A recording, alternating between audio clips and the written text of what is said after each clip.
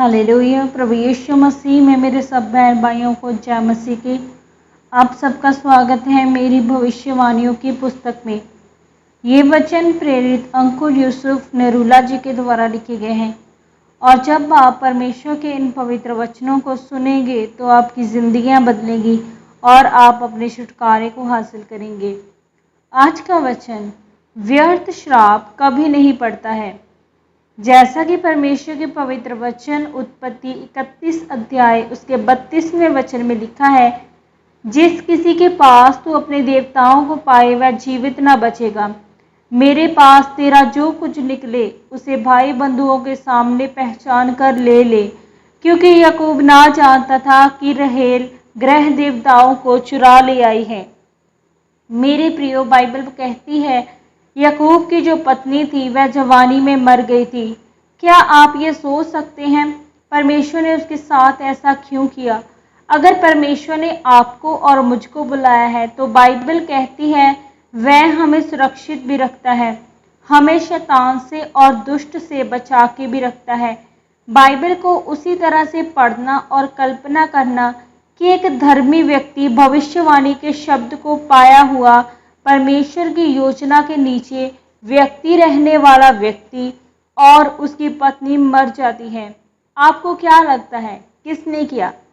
मेरे प्रियो, जब याकूब अपने मामा के पास से भागकर वापस आ रहा था और उसकी दोनों पत्नियां उसके साथ थी, लेकिन उसकी पत्नी राहेल ने अपने पिता के ग्रह देवताओं को चुरा लिया था। आपके कितने परमेश्वर होने चाहिए?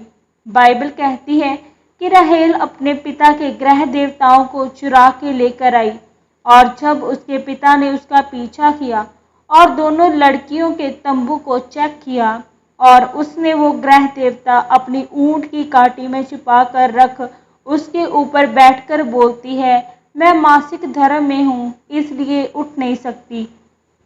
और उसका पिता लबान सब जगह ढूंढकर थक गया और उसके पति याकूब ने अपने मामा लबान से कहा कि जिस किसी के पास तू अपने देवताओं को पाए वह जीवित नहीं बचेगा, क्योंकि वह नहीं जानता था कि उसकी पत्नी राहेल ग्रह देवताओं को चुरा कर ले आई है। बाइबल कहती है तुम पर कभी भी व्यर्थ श्राप नहीं पड़ेंगे।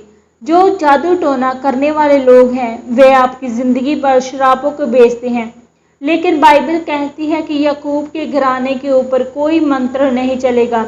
इसलिए जब एक मसीह व्यक्ति परमेश्वर में पूरा होता है तो चाहे वह श्राप हो या नकारात्मक शब्द हो, उसकी ज़िंदगी में काम नहीं करते हैं।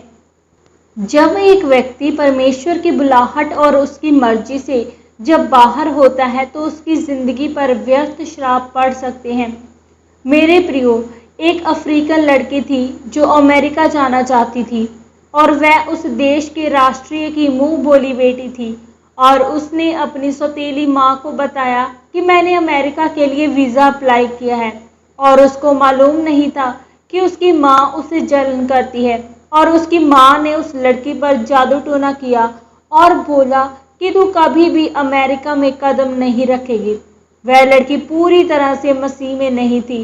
नाम के मसीह और काम के मसीह, इनमें फ़र्क है। उस लड़की का 1 बार, 2 बार, 3 बार वीज़ा रद्द हो गया और फिर उसने अपने पिता से बात की जो उस देश का राष्ट्रपति था कि मेरा वीज़ा 3 बार रद्द हो चुका है। जब उस राष्ट्रपति ने अमेरिकन राष्ट्रपति से बात की तब भी उसका वीज़ा रद्द हो गया। इसका कारण क्या था? बाइबल कहती है कि जब तुम श्राप के नीचे हो तब कोई चीज़ काम नहीं करती है। तुम्हारी पढ़ाई लिखाई समझदारी काम नहीं करती है। इसलिए प्रभु यीशु मसीह ने उस क्रूस को उठाया ताकि आप इन श्रापों से आज़ाद हो सके। मेरे प्रियो, इसी प्रकार याकूब की पत्नी के मृत्यु का कारण उसका अपना स्वभाव और परमेश्वर के पीछे ना चलना था, इसलिए वह जवानी में ही मर गई। आमीन। आइए हम मिलकर इस प्रार्थना को करें।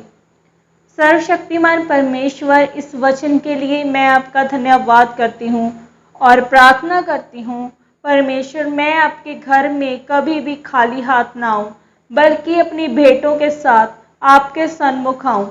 ताकि आप मुझे आशीषित कर सकें। प्रभु यीशु मसीह के सामर्थी नाम में आमीन आमीन।